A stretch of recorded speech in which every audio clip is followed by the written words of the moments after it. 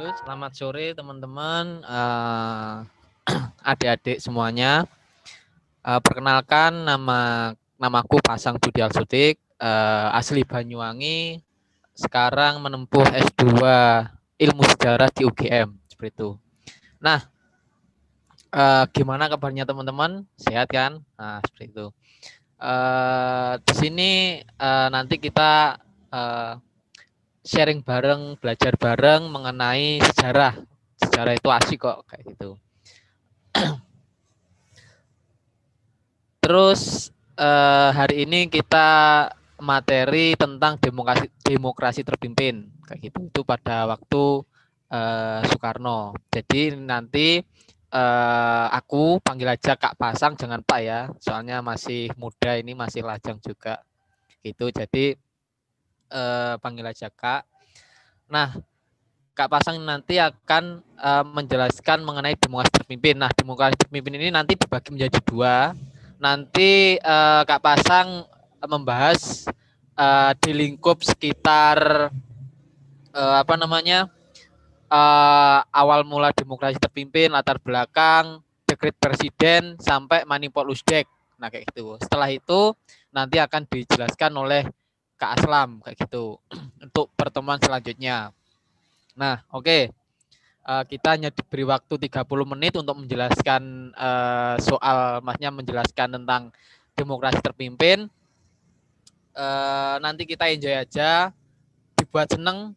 Belajar sejarah itu jangan dibuat sepaneng, jangan dibuat bingung. Yang penting happy kayak gitu ya. Oke, demokrasi terpimpin. Nah, apa sih demokrasi terpimpin itu? Gitu. Kan pertanyaannya kayak gitu kan. Kalau kemarin Kak Aslam menjelaskan tentang demokrasi liberal. Sekarang saya menjelaskan tentang demokrasi terpimpin. Nah, ini demokrasi terpimpin. Nah, apa itu demokrasi terpimpin? Nah, menurut KBBI, Kamus Besar Bahasa Indonesia, demokrasi terpimpin itu ialah corak demokrasi yang mengenal satu pemimpin menuju tujuan masyarakat yang berkeadilan sosial. Nah, jadi bedanya demokrasi liberal sama demokrasi terpimpin ialah kalau demokrasi terpimpin itu presiden atau DPR bertanggung jawab DPR bertanggung jawab pada presiden. Jadi semuanya bertanggung jawab pada presiden. Nah, sedangkan demokrasi liberal itu atau yang biasa disebut demokrasi parlementer itu presiden, DPR atau sejenisnya itu bertanggung jawab ke parlementer seperti itu. Nah, jadi demokrasi terpimpin itu ialah corak demokrasi yang mengenal satu pemimpin menuju tujuan suatu masyarakat yang berkeadilan sosial. Tuh. Nah, apa sih latar belakang dari terbentuknya demokrasi terpimpin? Nah, jadi ini singkat cerita ya. Jadi dulu pada waktu demokrasi liberal, pergolakan politik, sosial politik di Indonesia itu sangat apa ya, semrawut kayak gitu. Kenapa? Karena eh, cuma 1 atau 2 tahun aja udah ganti kabinet kayak gitu. Jadi nggak sering-sering ganti kabinet seperti itu. Jadi kalau dulu waktu demokrasi liberal itu sering-sering ganti kabinet kayak gitu. Nah, terus kedua, gagalnya konstituante. Nah, konstituante itu yang merancang undang-undang. Itu dibuat oleh Soekarno kayak itu. Soekarno membuat konstituante, tapi konstituantnya gagal karena apa? Karena terjadi kericuan itu tadi. Jadi UUDS 1950 itu enggak jadi dirancang karena pergolakan politik, kepentingan pribadi dari setiap partai, makanya konstituante itu gagal untuk membentuk undang-undang kayak gitu. Terus ketiga, terjadinya gangguan keamanan berupa pemberontakan kayak gitu. Jadi dulu itu ada DITII, ada Permesta kayak gitu. Nah, itu yang menyebabkan kenapa mau diubahnya demokrasi liberal menjadi demokrasi terpimpin kayak gitu. Jadi biar terpusat. Jadi Bung Karno itu dulu biar enak ngaturnya seperti itu. Nah, sekarang kita langkah selanjutnya. Jadi langkah-langkah sebelum terbentuknya demokrasi terpimpin seperti itu. Nah, dulu sebelum adanya demokrasi terpimpin, Jadi para pendiri bangsa itu membentuk suatu dewan nasional kayak gitu. Nah,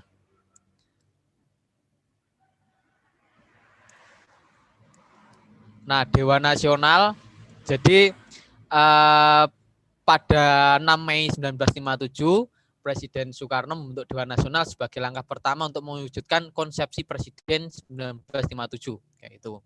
Jadi panitia perumusnya itu salah satunya ialah Ahana Sution. Jadi Ahana Sution berpendapat tentang pemberlakuan kembali UUD 1945 sebagai landasan demokrasi terpimpin. Jadi kalau dulu demokrasi liberal itu landasannya Undang-Undang Dasar Sementara 1950. Nah sekarang atas usulan Nasution, Soekarno pengen memberlakukan kembali UUD 1945 seperti itu. Nah,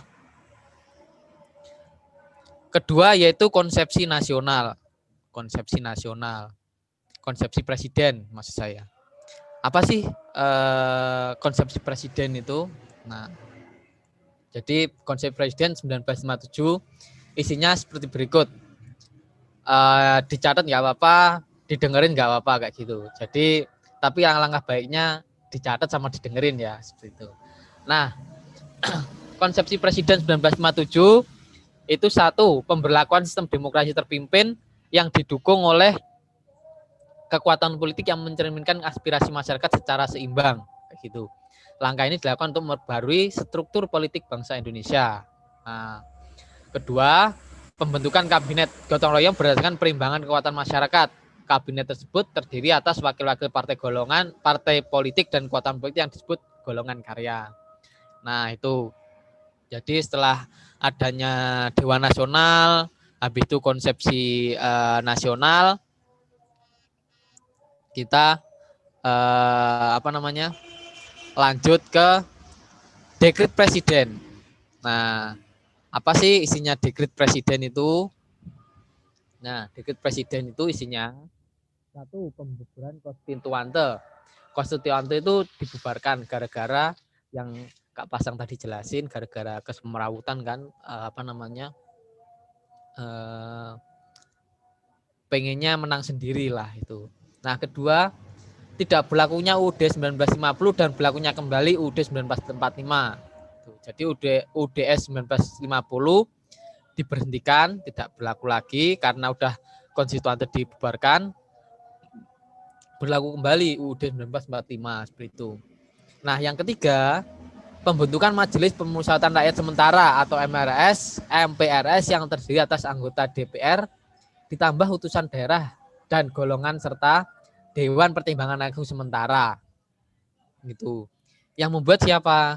Yang membuat Presiden Soekarno kayak gitu. Nah,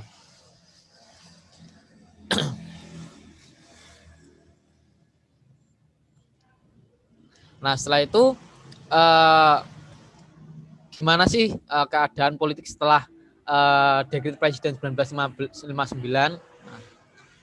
Nah, menurut sumber dekret Presiden ini mendapat sambutan baik dari masyarakat. Soalnya hampir 10 tahun, jadi mulai 1950 itu ketidakstabilan kehidupan sosial politik di Indonesia itu sangat melekat kayak gitu. Jadi banyak apa ya nama istilahnya persinggungan kayak gitu. Nah,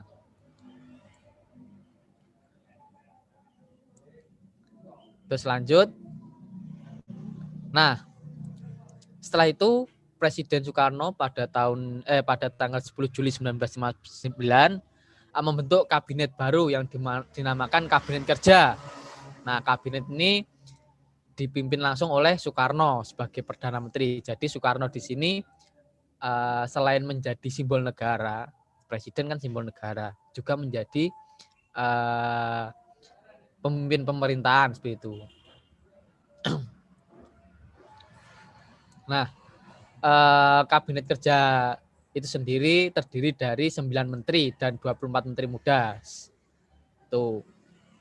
Nah, Di sini yang menarik, untuk mengurangi pengaruh kepentingan partai politik, maka tidak satupun menteri dalam kabinet yang berasal dari ketua umum partai. Nah, sehingga untuk memberikan tekanan pada sifat non partai, beberapa menteri keluar dari partai seperti Subandrio atau J. Leimana. Nah, jadi ini juga istilahnya apa ya? Menteri itu yang kan maksudnya ketua partai. Nah, biar nggak bersangkutan, mereka keluar dan menjadi pemimpin kayak gitu, menjadi menteri. Nah, setelah dekret presiden sendiri,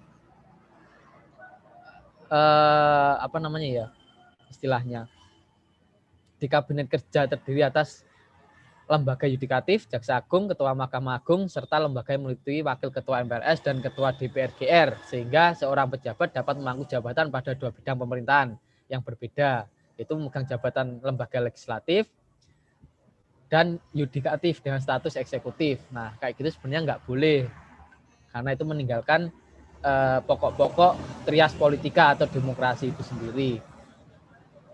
Tuh.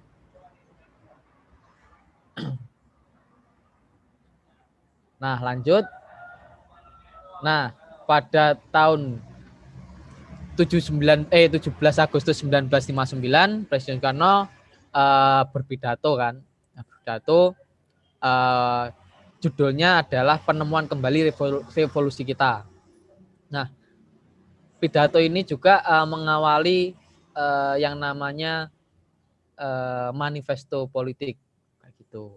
Manifesto politik Republik Indonesia atau disingkat Manipol kayak gitu. Jadi Manipol itu sendiri menjadi garis besar haluan negara Republik Indonesia pada masa demokrasi terpimpin seperti itu. Nah,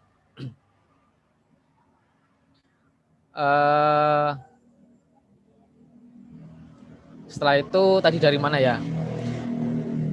Tadi dari Manipol Usdek. Nah, terus habis itu ada istilahnya jika teman-teman mengetahui, yaitu Manipol Usdek. Usdek itu artinya Undang-Undang Dasar 1945, Sosialisme Indonesia, ya kan, UUD 1945, Sosialisme Indonesia, Demokrasi Terpimpin, dan apa namanya satunya lagi?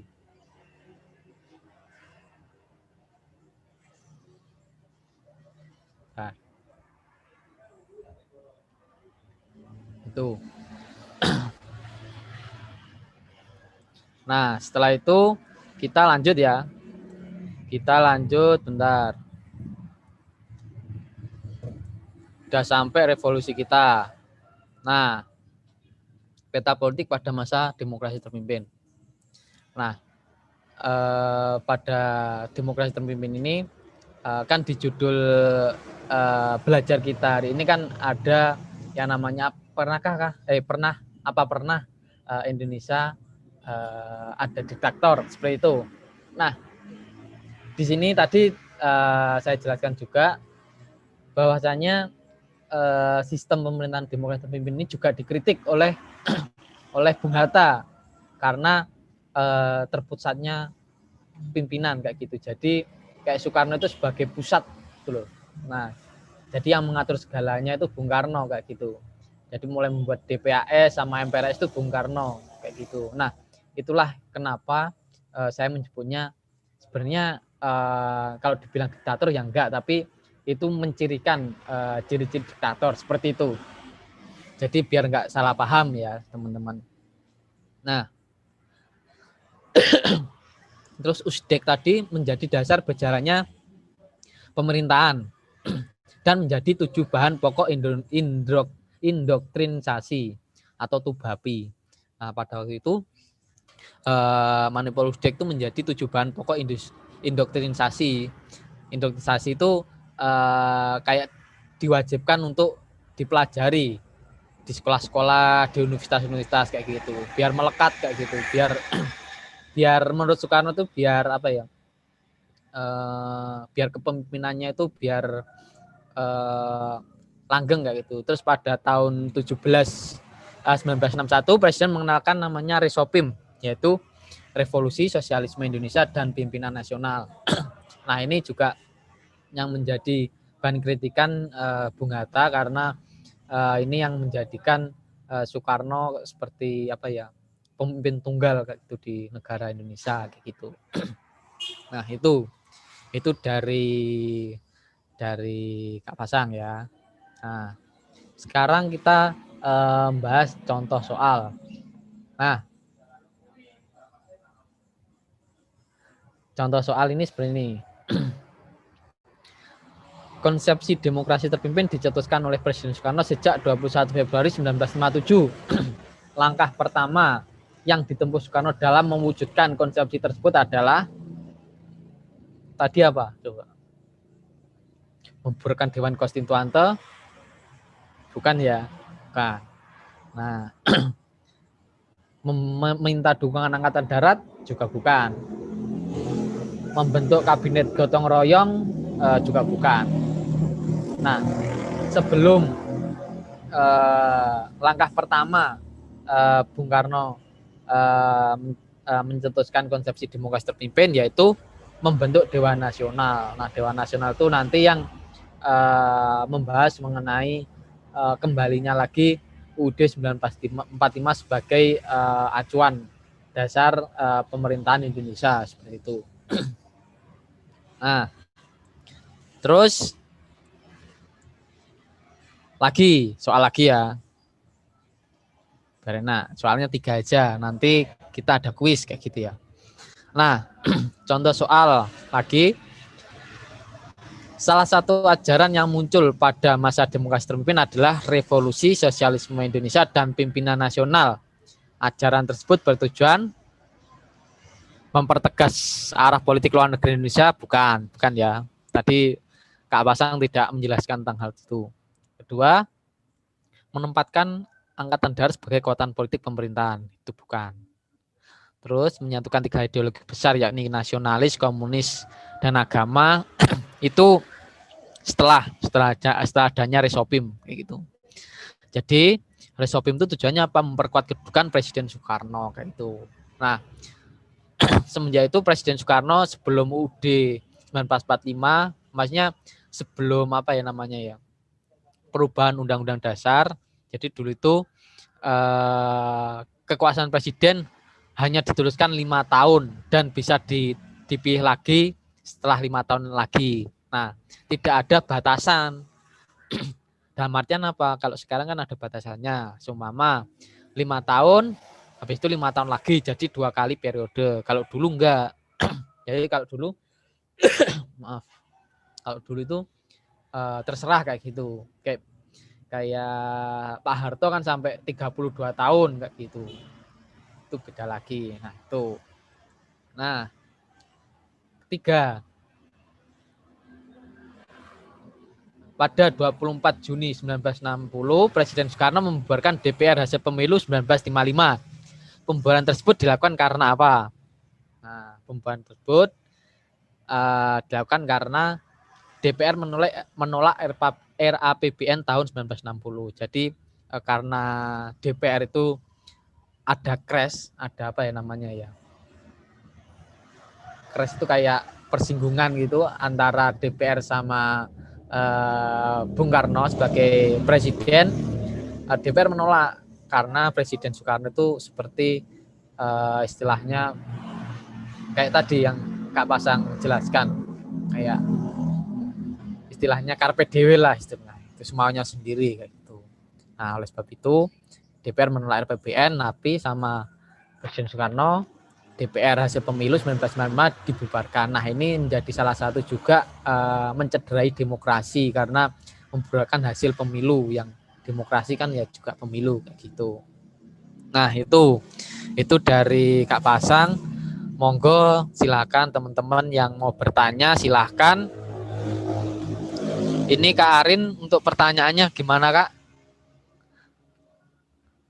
Untuk pertanyaannya bisa bentar.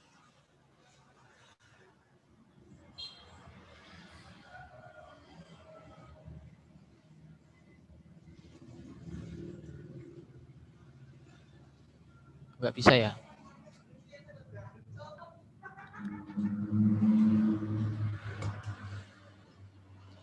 Bentar, tak lihat.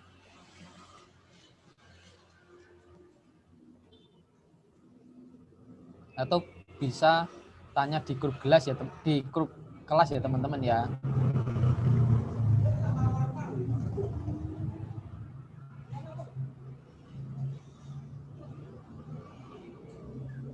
Bentar.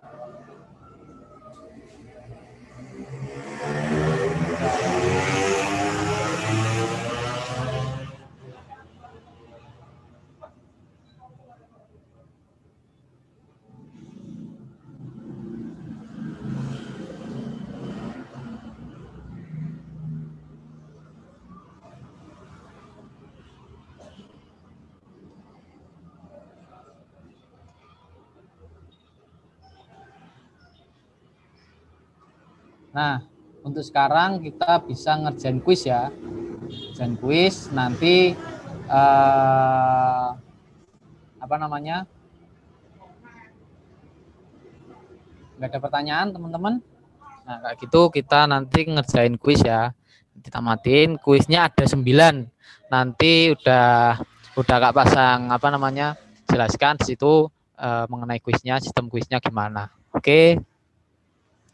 Oke, kalau gitu silakan teman-teman mengerjakan kuisnya ya. Nanti kita bahas bareng-bareng.